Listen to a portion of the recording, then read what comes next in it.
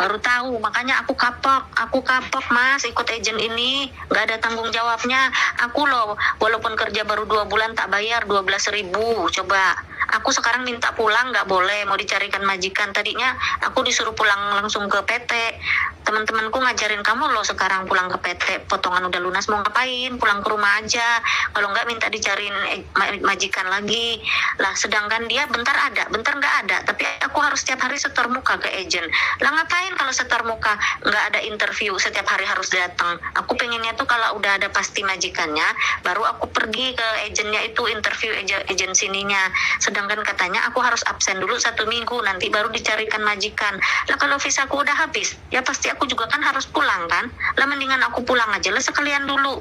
Uangku udah habis-habisan bayar potongan. Minta dibelikan tiket aja, padahal uang tiket itu loh dari majikan. Uang tiketnya dipegang mereka. Katanya suruh sabar, suruh sabar.